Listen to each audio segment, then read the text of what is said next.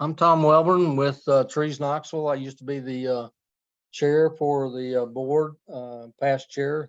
And tonight we're having this virtual conversation about the master plan, and we certainly appreciate everybody's participation and look forward to your input, and appreciate the partners that we have, the Tennessee Division of Forestry, KUB, University of Tennessee, and Keep Knoxville Beautiful. And tonight we're going to hear from our contractors, Rachel Kahn. And so Rachel, just if you'd go ahead and take it away. Okay, hi everyone. My name is Rachel Conti. I'm a certified arborist and urban planner with Urban Canopy Works. We're a firm based out of Kentucky that was hired by Trees Knoxville to help out with this project. On my team in this meeting as well as Mindy Moorman and Cassandra Homan. So thank you guys for joining. We have information today to share with you on this project. Should take about 20 minutes, and then we'll open it up to group discussion, Q&A, whatever we'd like to talk about. We are also recording today's open house so others can watch it later on. The recording and this presentation will be on the project website, knoxvilletreeplan.org, by tomorrow. In fact, I'll probably put it up there tonight. So let's just get started. So before we get into all of the details, I first want to just define a couple terms that are used frequently. First is just the term urban forest. It's simply a term referring to all the trees within a city. It's a very broad term. We use it often. I just think it's good to define that starting off for everyone. It's not something that people hear in their daily lives.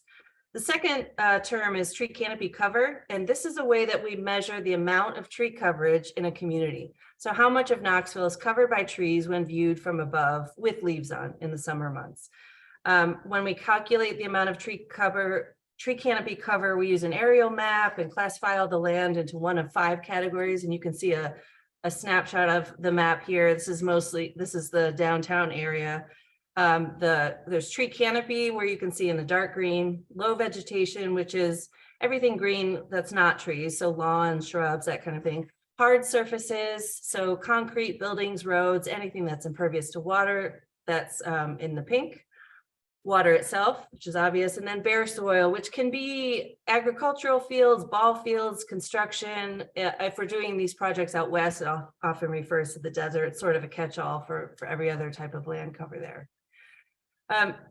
So we have currently in Knoxville, we know that 22,000 plus acres of tree canopy are found within the city of Knoxville. So that's 38% of the city is covered with tree canopy. That's as of 2018. We used this is down from 40% in 2008, and 3/4 of that is on privately owned land. So that's not uncommon, and it is also a challenge. In most communities that we've worked with, so we've been doing this for 5-10 years at this point, the city typically spearheads this effort. It's expensive, and so in one sense, it makes sense. This is one way that cities can provide leadership in this area, but how do you influence an asset that you only control maybe 20-25% of it? So this particular project is led by Trees Knoxville, together with these 5 partners that have all pitched in to fund this project. This is a good approach. It makes much more sense, especially when we have these great organizations participating in this, and this needs to be a plan for the entire urban forest, not just the urban forest that's on city land. So just wanted to point that out. A little bit of history on how we got here today. So Knoxville has been focusing in earnest on its tree canopy since 2011, when the city first hired its first urban forester, Casey Krause. Casey has worked hard over the first few years in this role to get the city on a proactive management plan, making a number of good improvements on care and preservation. But he and fellow community members, Tom included here, knew that the city itself can only do so much. So a number of community members worked together to form Trees Knoxville in 2015 to bridge the gap and start efforts in education for tree canopy on private land. The canopy study that I just mentioned was completed in 2020, looking at canopy cover from 2018 and 2008. which is really good information to have. And so that led us to today to working on this urban forest master plan.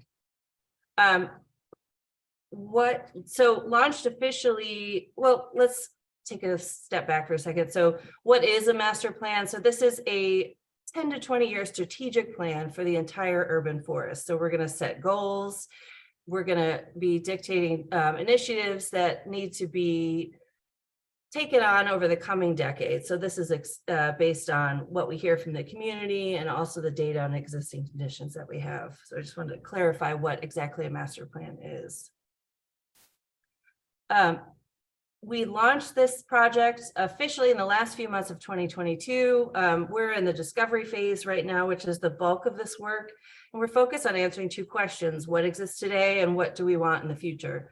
So we're doing a fair amount of review of data and existing systems in place. You can see that list there. I'm not going to read that over for you, but more importantly, and I feel more impactful, is hearing from the community on what's going on, what challenges we face, what are we concerned about, et cetera. So we're doing this through an advisory group made up of people representing all sorts of entities in Knoxville: neighborhoods, nonprofits, city staff, utilities, developers, schools, and all sorts of representatives from organizations. We're also doing one-on-one interviews. We have an online input form, and we have ongoing community events. We had 3 workshops with the advisor group. We had a workshop at UT.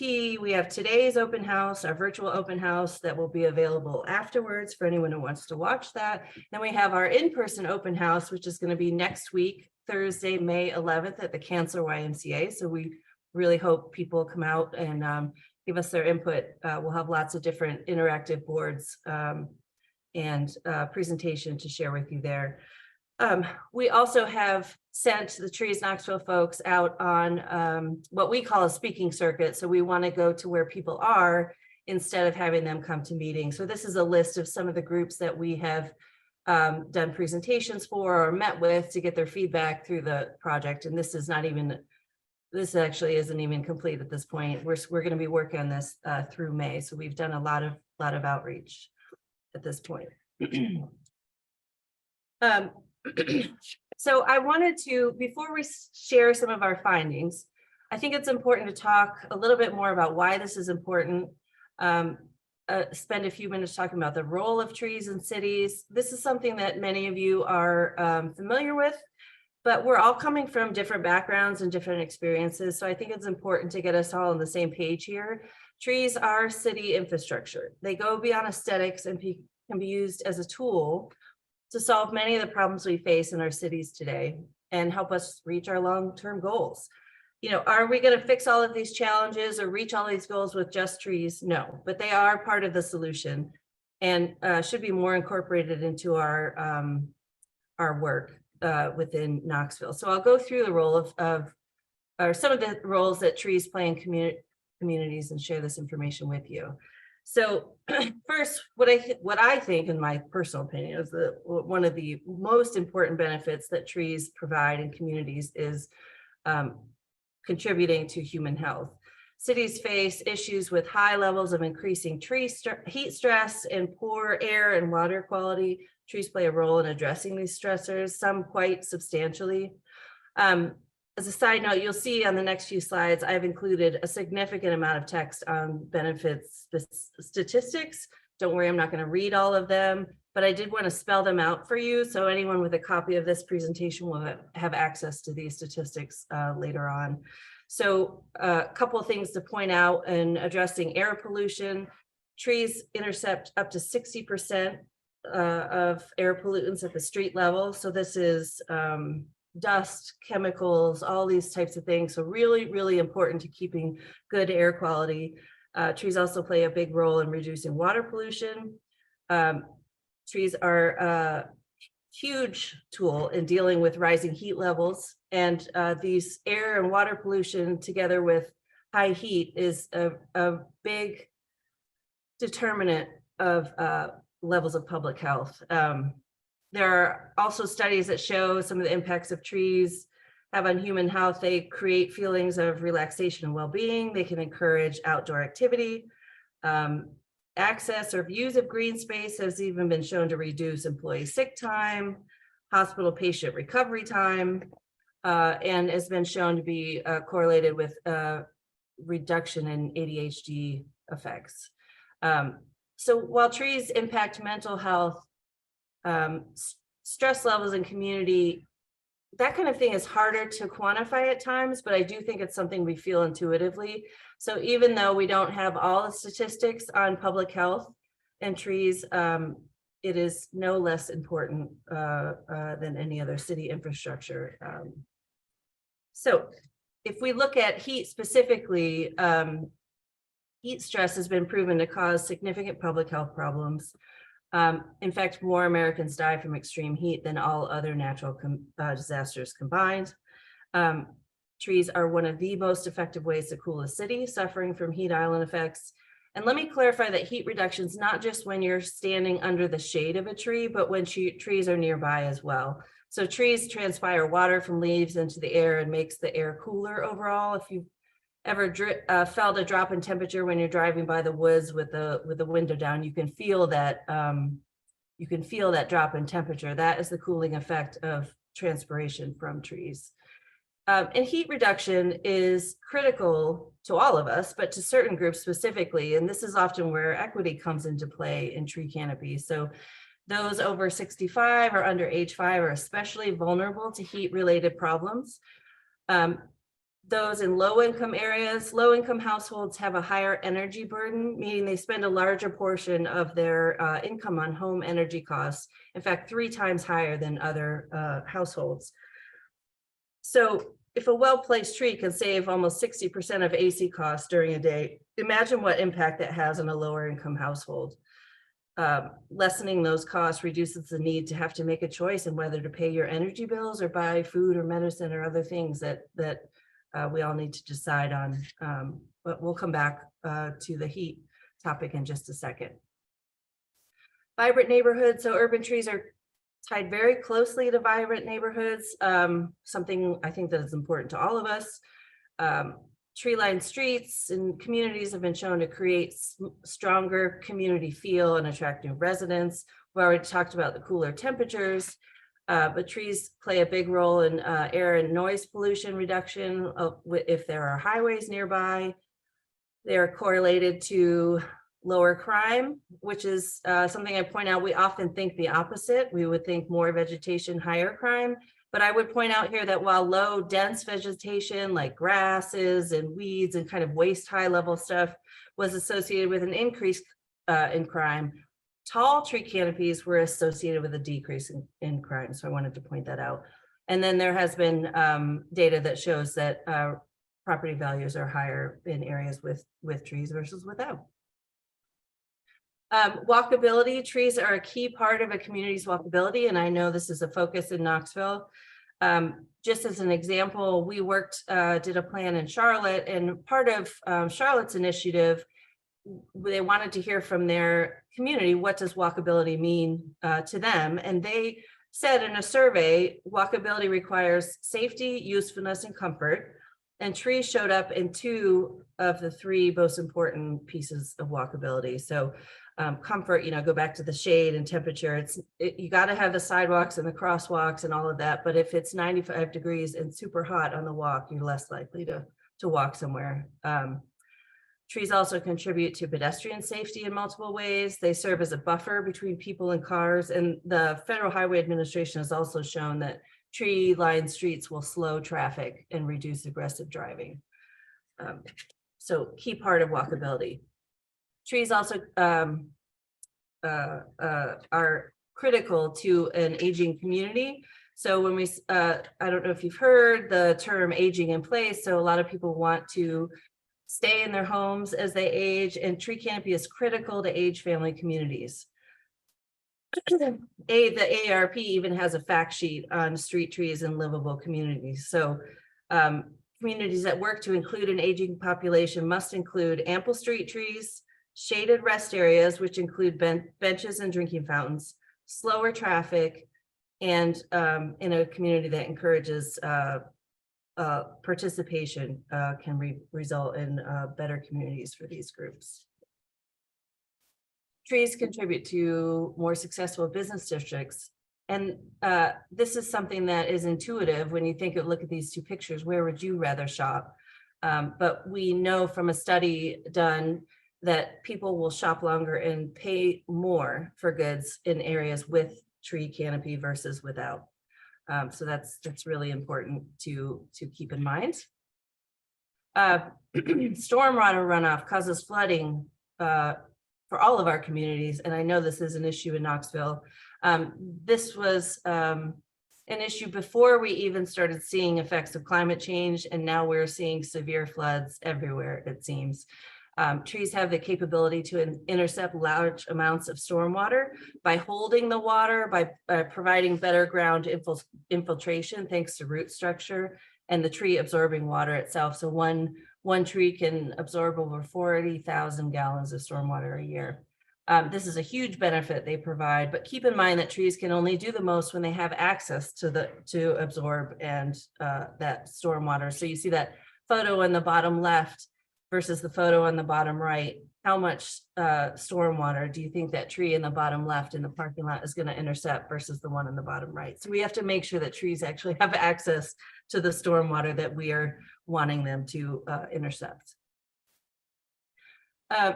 Carbon, trees are constantly removing and storing carbon dioxide and other greenhouse gases from the atmosphere. So losses in tree canopy have impacts on climate change. Both trees impact the speed that the climate is changing, but they are also key to us adapting to climate change. They are one of the most effective ways of keeping communities livable as climate warms. Trees also store carbon over their lifetime, so they really do need to be a part of any climate action plans in communities. And the last thing I wanted to point out here is that two things.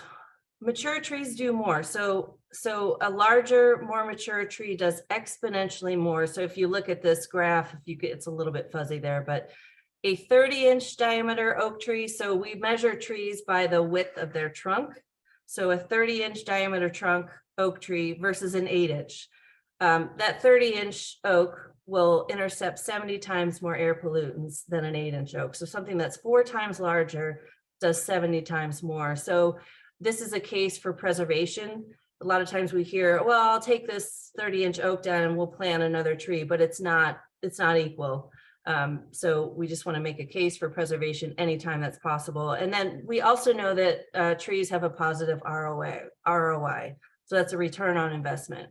There was a study done by the EPA that shows that for every dollar cities spend on trees, they get $1.50 to $3 back in services. And those are the services that we can quantify. There are so many other services that are not quantifiable. So I think that number is actually much higher. Okay, so that was just a summary of the role of trees in communities and really why we're doing this and why it's so important in Knoxville. I want to share a little bit about what we've heard today, and then we want to open it up to discussion with you. So we talked about tree canopy cover already. We know we're at 38%. 10 years ago, or I guess it's 12 years ago, 15 years ago now, we were at 40%. So we have lost canopy over time. There is no current canopy goal in place. We do know that most of the canopy is on private land. But the first question I get asked here typically is, well, how much tree canopy should we have? And there is actually no magic number. American Forest used to say that we should be, cities east of the Mississippi should be shooting for 40% overall. So that's 15% in the urban core, 25% as you get further out to 50% like out in the rural areas. But they have backed off of that because every city is substantially different. Knoxville, as well as Cincinnati, Pittsburgh, there's a lot of, Cincinnati has 38%, Pittsburgh has 42%. You know, we all have some undevelopable hillsides. So we're going to have more canopy in hilly areas than a place like Cleveland that has 19% tree canopy cover. And they are completely flat. They have a strong industrial background. It has been cleared multiple times. So there really is not a magic number. When you think about, I always use the example of Las Vegas has 7 or 8% canopy, but they wouldn't have any if there was no city there. So there is no magic number. We provided a couple of what we might consider peer cities for you all. You guys are right in the middle there, as far as how you compare to other cities near you. And Lexington, you can see Lexington, Kentucky is in the low 20s. They have a lot of agriculture within the city limits. So they're also going to have less, but they do have a lot of pervious surfaces. They just have a lot of horse farms and fields and that kind of thing. The next thing we look at is not only how much canopy we have, but where is it? And we know from hard data that we just talked about that trees have a real impact on a community's health, economic prosperity, community, and more. So do all communities and neighborhoods in Knoxville have access to a solid tree canopy? This is an environmental justice issue. It's about equal distribution of environmental goods or amenities, and tree canopy is considered an environmental good or amenity. So if we look at tree canopy cover across the neighborhoods in Knoxville, we see that it varies from 5% all the way up to 63%. So that's a wide range of canopy across neighborhoods. And we know that 25 of the 60 neighborhoods in Knoxville fall below the citywide average of 38%. There is a full neighborhood list of land cover data on our website, knoxvilletreeplan.org. So if you're interested in looking at this more, that is there, and that we will have that table at the open house next week as well. A couple other points to share with you on equitable distribution of canopy. So we overlaid tree canopy data with the data from Knoxville's Urban Heat Watch program from last year, where local organizers and volunteers collected thousands of temperature and humidity data points on, it was a date in August 2022, in the morning, afternoon, and evening. And so you can see the results here. So each dot represents a neighborhood, and the bottom line is the x-axis, and the bottom is the amount of canopy cover, and the y-axis, the vertical axis, is temperature. So we can see that in the middle of the day, it's pretty flat. Everyone's experiencing the same thing. But in the mornings and in the evenings, the areas with higher canopy cover are significantly cooler than areas with lower canopy. And that has a huge effect on health. We look at also changes over time in canopy. So Knoxville is fortunate to, when they got their canopy study done, to get 2 points in time, so 2008 and 2018.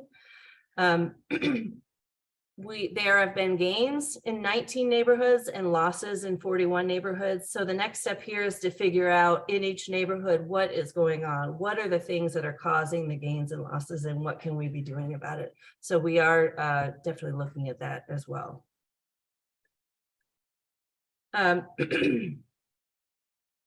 So that is some findings, initial findings we wanted to share with you on tree canopy cover. We also, it's important to look at data on the individual trees themselves to know the ages of the trees, what condition they are, how diverse the population is, how suitable they are for this environment. This can all provide insight into the future of the urban forest and how it will fare in the coming years. So age is important because we need a much more younger trees than mature trees, because we know we're going to lose them along the way from human activities, storms, all sorts of things. Condition is important to know because if say most trees are in poor or critical condition, we can expect significant losses over the next decade or so. Diversity is important because this dictates how well we'll be able to deal with future stresses. So if you had 50% of the trees in Knoxville were ash trees and the emerald ash borer came through and killed all the ash trees, you would be in real trouble. So by diversifying, we reduce our risk of losses to these issues that we know will continue to come, as frustrating as they are. And then, so suitability, so how well suited is the tree to its environment? Does it have room above to grow, room below to grow? Does it have good soil conditions? Are invasives nearby that are choking out trees? And how well will these trees fare as the climate warms? So the challenge here is having data on the trees themselves. So we can divide data on the trees into 3 buckets. One is data on streets and parks. So that is data that the city manages. They collect street tree data and inventory data on the landscape parks. So Casey at the city manages a 25,000 plus inventory of trees. So we do have that data. Then there's natural areas, which is woodlands and that sort of area. That could be on public or private property. And then there's all other lands, which is mostly privately owned. And we are lacking data on those 2 areas. So I just wanted to show you, we look at this is a table that we're using to score ourselves on some of the issues shown here. And you can see that we are missing a lot of data on trees in Knoxville. So that's another learning that we've gotten from this study. So why is individual data important? Well, we talked about condition and all of those age and diversity and that kind of thing. But how can you care for or support what you don't understand or what we don't know about the asset? So that's one reason why we need this information. Also, it's an indicator of future canopy, like I mentioned.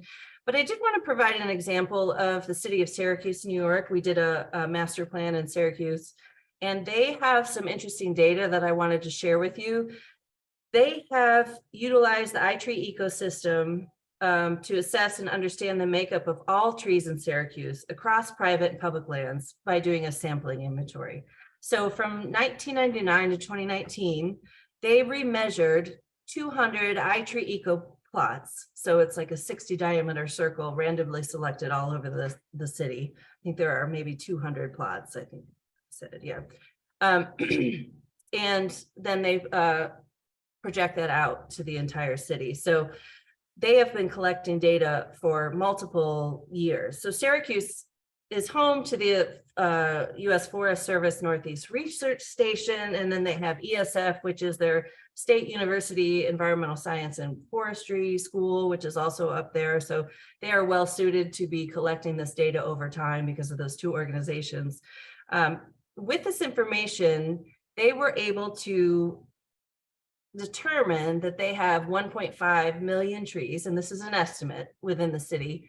It's about 99 trees per acre. And in fact, most of that was low quality canopy. So they have remained steady in canopy cover over time. So they've stayed right around the high 20s % canopy cover. I think they're at 27, if I remember correctly. But while canopy has remained stable, tree counts have nearly doubled. And buckthorn and tree of heaven, those are their 2 problem invasives up there. Buckthorn increased 900%, and tree of heaven increased 550% during that time. So they know that they have 36% of their trees are invasive, so that's going to hinder growth of everything else around it. So this low quality canopy is short-lived and doesn't provide the same quantity of benefits to the community. What they found was when a vacant lot was cleared, which they have a number of vacant lots that they're dealing with, it's quickly choked with invasives and hazardous trees, which also then creates safety concerns and can become a dumping ground. So it can also generate a negative perception of trees and green space that it's ugly and unsafe, which is just another hurdle to address as you're trying to improve canopy throughout the community. So wanted to share their learnings with you, and it would be great to have this information for Knoxville, but it's a big lift to collect this. So it's something we just want to think about. There are other communities that have done these studies as well: Washington, D.C., Burlington, Vermont, Philadelphia, Houston. And just because we don't have this data set does not mean we don't have knowledge from our experiences. We know our natural areas in Knoxville are choked with invasives. We don't have data on that, but we know it in our experience. So we'll take this information as the information that we have and map out a way forward. The other thing I wanted to point out too is that, we talked about the role of trees in climate change, so adapting to climate change and slowing climate change, but trees themselves will also feel the impact of climate change. So we can look at, the US Forest Service has a tool called the Tree Atlas, and that is a model that is determining what the impact of climate change will have on certain species. They're looking at invasive. So they're not looking at exotic species like ginkgos and other trees like that. So it's not a full list, but we can, if we compared it to, what they're anticipating in the Knoxville area, and we use the city's inventory data to see like how many trees are going to fare better in Knoxville over the next 100 years, and how many are going to decline over the next 100 years due to climate change. So you can see this list here. There's a full table of data on the website that has all of this information, but you can see if we're just looking at city inventory, that a quarter of those trees are going to fare better. They're going to do even better as the climate warms, and a quarter of them roughly are going to decline. So it's assuming, all of these models are guessing. They're taking the best data they can and making guesses. So it's just information that we want to stay aware of. And we've been working with the advisory group and meeting with community groups like we showed you, and been reviewing the input we received through the online form. We've gotten some emerging themes coming out of all the comments. We're asking people, what do we want for the future? What are our goals and priorities? You can see some of the things that we've heard so far. This is not a complete list. Obviously we're wanting more trees, but we're better tree canopy quality, want to work on preserving more trees during development, wanting to correct the inequities of tree canopy cover. There's a belief that there is a lack of awareness of the role of trees in communities. We want to better utilize partnerships. We understand there's the financial piece of tree care for, especially with private landowners, homeowners. It's expensive to manage a tree, and often that's sometimes where we see removals happening of trees, because if you're strapped for funds in your home, tree pruning is not the first thing that you're going to spend the limited funds on. We also, have been asking people, what are the challenges we're going to run into? So lack of knowledge, lack of engagement, resources, lost canopy and development, the political climate change. So these are just some of the themes that we've heard so far. I just wanted to share those with you. And it's just a snapshot. We're sort of mid-project on this. So what's next? So we're going to be finishing up community input collection through the end of May. So we've got today's open house, and we have our in-person open house next week. There's still time to invite us to come meet with your community group. We're going to be doing that through the end of May 2023, obviously.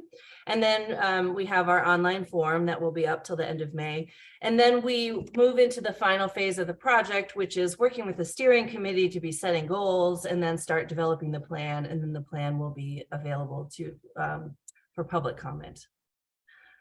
So with that, I will stop sharing my screen here, and we can open it up to any questions or comments. Feel free to just chime in. We had a couple questions in the chat as the presentation was going on. Okay. And I think since this is such a small group, you guys, rather than me reading them, you want to ask your questions yourself, starting with Debbie, just in your own words, so I don't have to read it and try to guess. Sure. Mine was more of a comment. We had a terrible hailstorm in 2011 here with like golf ball sized hail. And I know I personally had to take down 2 trees from that. So I was just wondering if that was a big reason for some of our tree loss over that time period. Yeah, we've got data from 2008 and then 2018. So it's hard to pinpoint an event like that. We did a study actually when we were working with Mindy's out of Tallahassee, Florida, and we did a analysis of before and after a hurricane. Mm-hmm. And what happened to canopy before and after hurricane, because that's often people are thinking, oh, we're losing huge amounts of trees from storms. And what we found by doing analysis before and after that particular storm, I think it was Hermine. It was Hurricane Hermine, yeah. Yeah, that the loss was minimal. Mhm. Was there something on that, Mindy, you wanted to add? Oh, no, you're right. It was Yeah. because it was so scattered. The wood debris from that storm was mind-boggling. So you could see why people would wonder, like, how did this affect our urban forest as a whole? But because they're so scattered and the canopy kind of fills in, it was pretty negligible. The biggest thing was development. Yeah, that was a source of loss. Yep. And then Tom Yeah. had a couple questions. Well, I was gonna comment on that. I think we've had a lot of storms, including this hailstorm, but we've had just climate change issues and a lot of older trees. We've lost a lot of trees, but I still think development's gonna be the primary loss, Mhm. even here in Knoxville. My concern, I agree totally. We need to be assessing what we have and diversity and everything across the board. And I would love to see the Forest Service expand continuous forest inventory to include Knoxville. Mhm. We've talked to them several times. They've talked about funding being the primary issue. It's just a data gap that we need to overcome some way. I like Syracuse did their own. We need to look at that as a possibility for the city of Knoxville and Knox County to maybe do their own if we can't get the Forest Service to do it. But it's a critical lack of information. Mhm. So I definitely think I'm glad to see people are highlighting that as something we need to do, because it's just for management of resources, it's something we need to do. Yeah. The other thing is I would like to see the city go ahead and start to develop a recommended list of trees for climate change. We've got a list, but it's basically trees that survive in urban environment, but we need to look at the future. Yeah. And I would like to see the tree board, Trees Knoxville, to get together along with, and we've got a lot of good people here in Knoxville that Yeah. have tree expertise, and develop a list that make recommendations to the public of what trees we need to put in to Mhm. deal with climate change. And I would like to see that in the future, that we go ahead and do that. Yeah. Uh, Even beyond the master plan, we could start doing that now. Yeah. But those Absolutely. are just a couple of comments I had. We are definitely, Mark and I were talking just before everybody got on the line about the funding that's available, that's coming down from the federal government to look at communities, underserved communities, and that's going to be a focus for us. And there's a lot of money there that Knoxville needs to be ready to utilize to help plant trees, to meet health, climate change, a lot of issues that we have in Knoxville. And it's such the input versus the benefits are so great for the city of Knoxville. We really need to be Yeah. upfront and do that. It's just something I wish more people were listening to this about what we need to do in the city of Knoxville, because dollar for dollar investment for trees is much better than a lot of things that we do. And I'm not And- saying those other investments aren't good. It's just that we need Yeah. to do a job here in Knoxville to meet the needs of the public. Yeah. And for those of you that don't know, the federal funding is the Inflation Reduction Act that was signed, I think it was last year, maybe it was a year and a half ago. The U.S. Forest Service federal government is allocating 1.4 or 1.5 billion dollars to urban forestry nationwide. And so that's just now just coming to, the grant process is just opening up. And so the fact that we are doing this plan right now is great, because they're going to see that, oh, you've really taken the time to kind of spell out what you want, what you have, things that you need, et cetera.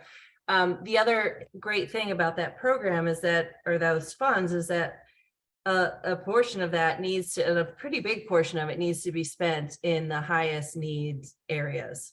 And one of the things that they found that these low income areas that need the most often have a trouble getting these grants because there's often a matching requirement. So if we give you 50 grand, you got to come up with 50 grand. And that is very challenging for any neighborhood, never mind a neighborhood that is lacking in resources. So if 100% of the project happens in what they determine as the environmental justice neighborhoods, and they have a big map that you can find online, then no match is required.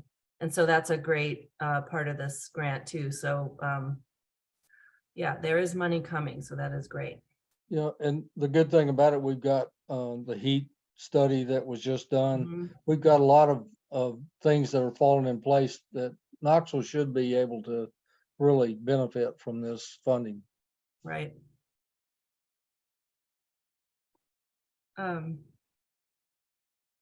You know, the other thing that I would add about working with the communities that have the highest needs is, and what we've seen in other communities is a group like Trees Knoxville just being aware and going in saying, how can we help? Instead of, hey, we want to go in and plant trees, you know, being open to what do you need the most and how can we help, instead of, hey, we're going to plant some trees for you, you know, to go in with a, we want to help you improve your neighborhood in any way that you'd like, kind of thing. So I'll just make that quick pitch there. Is there other questions? That was all that got put in the chat. Okay. But we've got time. Yeah. Anyone to just jump in, chime in?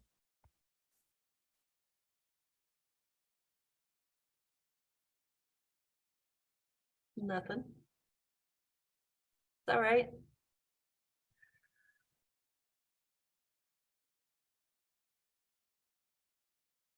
Okay. You know, one thing I would point out, this funding actually covers a lot of areas, including education, which seems to be a theme Yeah. associated with the advisory group. You know, we've got our canopies for campuses, but there's so much other things we can do to educate the public across the board. Yeah. We've reached out to several minority underserved communities, and we've gotten a lot of good input. So I'm hoping that Knoxville will be able to reach out to these communities and basically help them.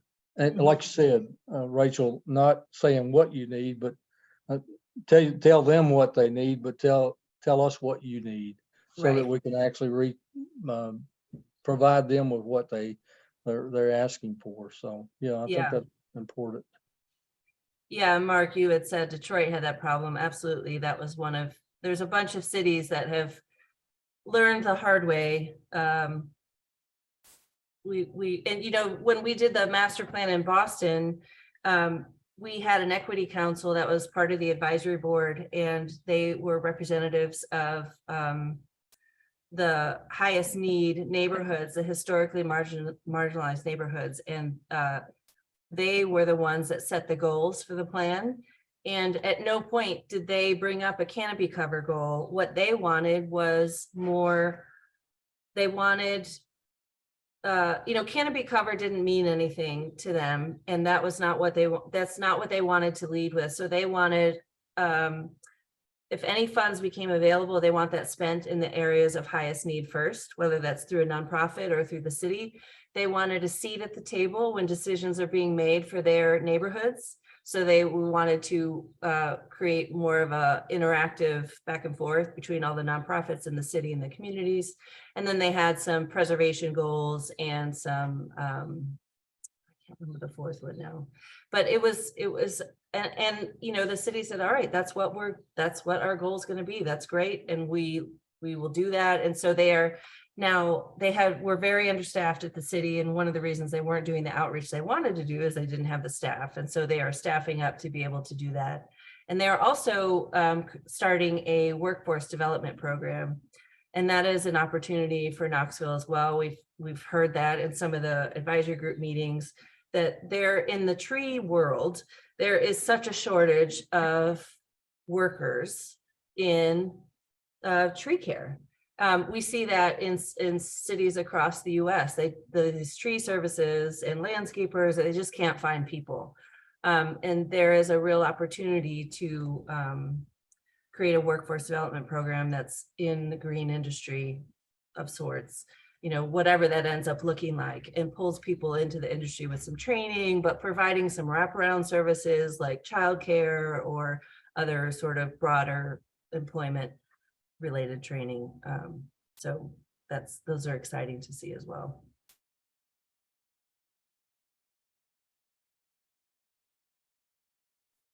Anything else? Okay. Well, we wanted to provide this virtual open house for those of you that wouldn't be able to come to the in-person open house, but also very important to have this available for anyone that wants to watch this later. So we really appreciate you joining us today, and hope to see you next week, May 11th at Canceller YMCA. And check out and stay on top of what we're doing at knoxvilletreeplan.org. You can sign up for updates there as well. And yeah, that's it for today. Thanks for coming. Thanks, Rachel. Appreciate it. Thanks, everybody.